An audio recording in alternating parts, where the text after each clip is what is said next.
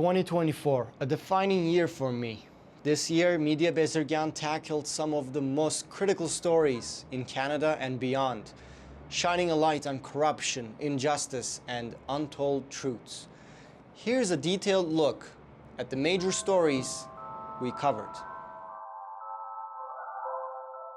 Hey Santa, keep it down a little, will ya? Number 1. Regina Bypass corruption. Our coverage exposed nearly $500 million in taxpayer losses linked to the P3 Regina Bypass project. The Saskatchewan government provided free aggregate to the winning French contractor, violating their own environmental approval conditions. This raised questions about the integrity of the $2.2 billion bidding process, as one of the bidders having advanced knowledge of free aggregate would have easily secured success compared to competitors who had to account for aggregate costs in their bids. The environmental damage left behind is catastrophic, with massive pits and waste piles left unaddressed.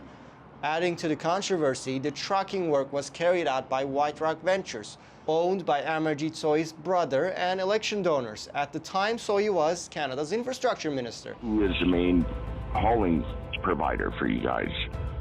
Well, to say most of them are just owner-operators. You guys, we do have WRV out of Edmonton. Last winter, we had 60 of their trucks out for about 10 days when we had a big push on. So he is now suing me, my source, and an unrelated third party in what appears to be an attempt to discourage honest and responsible public interest journalism. Number 2. Exploitation of international students.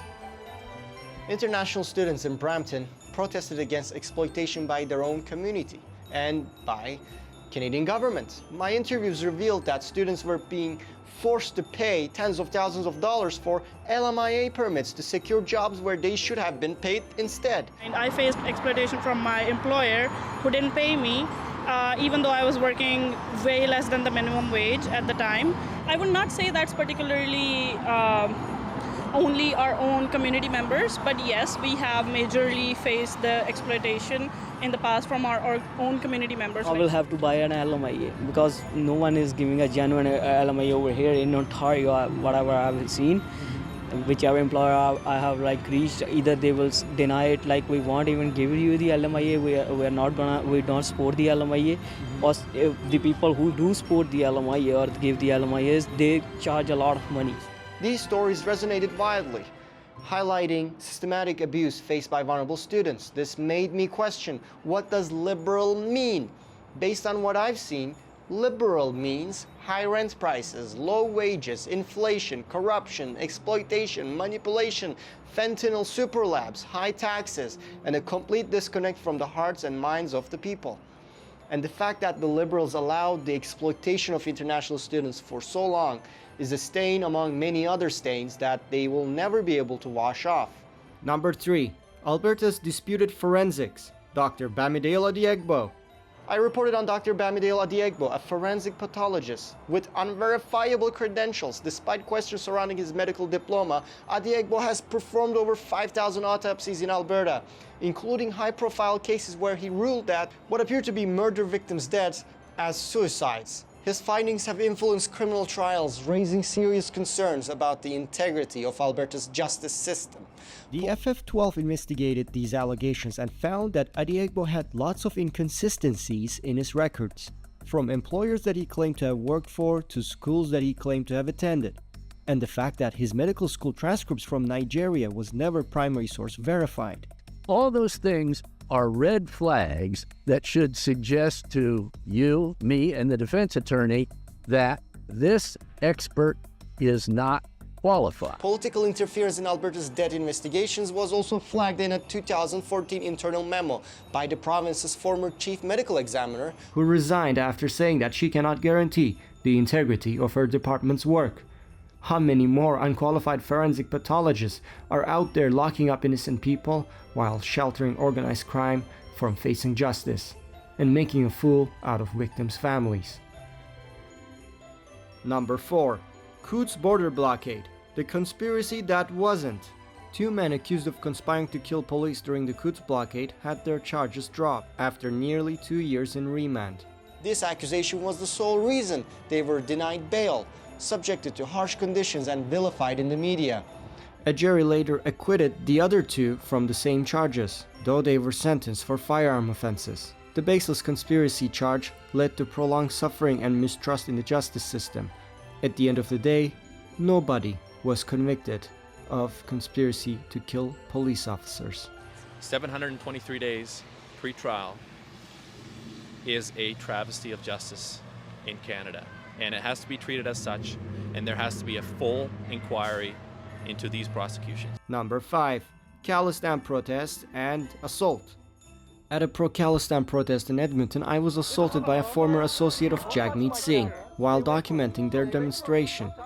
I continued my coverage throughout the year, witnessing the group's arguably rhetoric that can be interpreted as invitation to violence, which is illegal, especially given that they regularly glorify assassins and bombers and display swords and spears.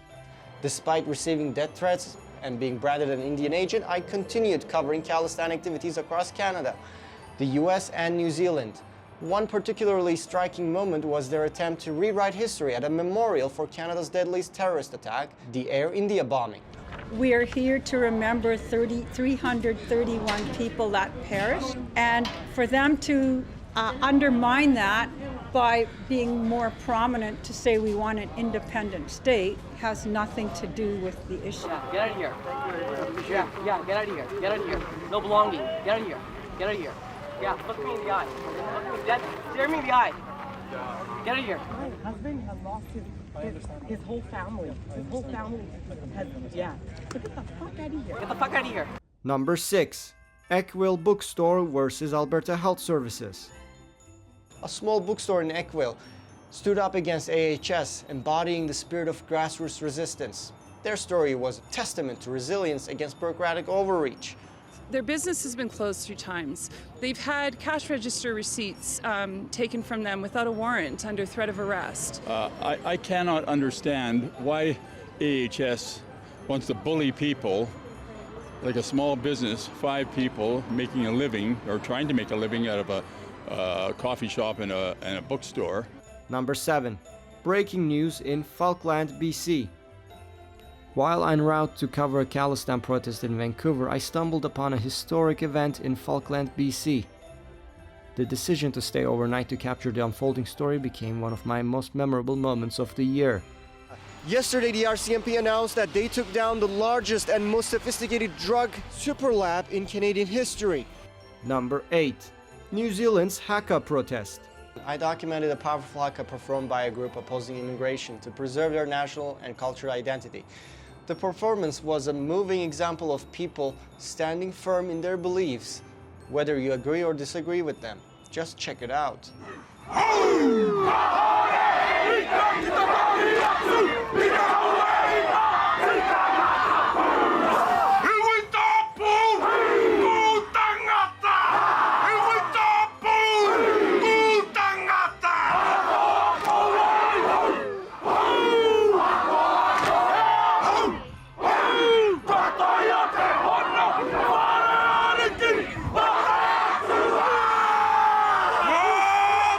Number 9. Vermont Tractor Convoy. Farmers in Vermont, Ontario protested the government's plan to expropriate 770 acres of farmland for undisclosed purposes. The convoy of tractors symbolized rural defiance against opaque government decisions. This is selling our future and my children's future and all of your children's future. So a developer shows up, offers you a deal, you don't take it, and then the government comes along. If you don't take the deal, we're going to expropriate it. Is that the Ontario that you support, Minister of Agriculture? You'll see from your drone footage, this is some of the most lush, best farmland in all of Canada. In Ontario, only 5% of our land in Ontario is actually arable or farmable, and of that, only 1% of that is prime. Number 10. Dr. Gary Boding on infrastructure corruption. In an in-depth interview, I asked Dr. Gary Boding regarding corruption in major infrastructure projects like Regina Bypass and the Gordie Howe. His insights reinforced the need for accountability in public works spending. he is recognized as a leading authority on extradition law. So I asked him if Canadian politicians can be extradited to the United States if their alleged corruption impacted US taxpayers. Absolutely. That's been done. That's again, the Meng case is a classic case. She was just passing through Canada and they asked for her arrest. But I've had many cases, well, I shouldn't say many, but several cases like that, where the CEOs of corporations have called me saying, what am I going to do? You know, here am I at the airport and they're arresting me for this and that. And sometimes it's been completely unfair. You can win that kind of dispute if you fight it. But first of all, the United States is prepared to take that forward.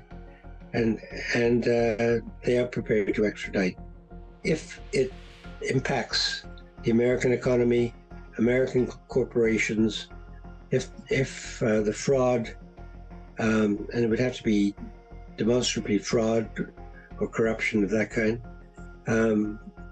if that could be halfway proved, and they believe that they have a prima facie case. Number 11. Media coverage of Sikh extremism. I interviewed Dr. Paul Bullen to discuss Canadian media's failure to adequately report on Sikh extremism. This story underscored the importance of balanced reporting in a polarized environment. The United States, they have the First Amendment, and theoretically you're allowed to say whatever you want. But I mean, there are certain limits. But there's no such thing called hate speech that's illegal. Here up in Canada, they have this thing called hate speech. So if some authority deems that what you said was insufficiently pleasant about some group, you can get in big trouble. So as a result, then groups like the Sikhs don't get treated in a kind of down-to-earth, serious way. So for example, a few months ago, there was this anniversary of the bombing of the Air India flight 182. The slant was, oh, Canadians don't even know this is the biggest terrorist attack on Canadian soil, blah, blah, blah, blah, blah. And why don't they realize this took place? And then the argument was, well, it was because most people on there were Indian, and therefore that's why they don't care about it.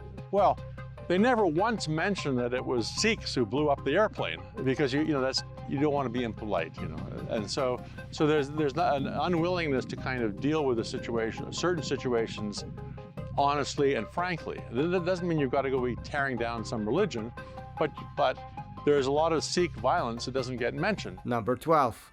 Larry Hatter's court defeat and victory. Hatter is a Calgarian local who's a very active member in politics. Multiple times he tried to become the mayor, an MP, whatever public position available, he has run for it.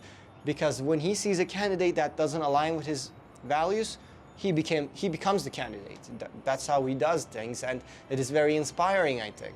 Larry Hatter was arrested by Calgary police for protesting a pride parade. They charged him with harassment, but the charges were dropped in court just the other day because no one actually complained harassment. The police just made it up, it seems, just so they can remove him from the area. So they returned him the bullhorn and a sign that they had confiscated from him 2 years ago. Whether you agree or disagree with his views, I think it's self-evident that his consistency of never giving up is inspiring. Looking ahead, despite financial challenges, 2024 was a landmark year for Media Bezirgan. I would like to thank everyone for donating and supporting my work. I hope I delivered what I promised this year. Please consider supporting my work in 2025 as well. You can support me at mediabezirgan.com/donate. It will be simply impossible to continue 2025 without your support, just as it would have been impossible to continue 2024 without your support, because I'm not funded by any government or any special interest groups. It's just the small donations that add up that make this financially viable, and it has become very hard to continue. But if you can help me, I can continue 2025. In any event, thank you very much for having me in your thoughts, in your hearts, and I wish you Merry Christmas, and I wish you the happiest holiday ever. Thank you very much. Take care.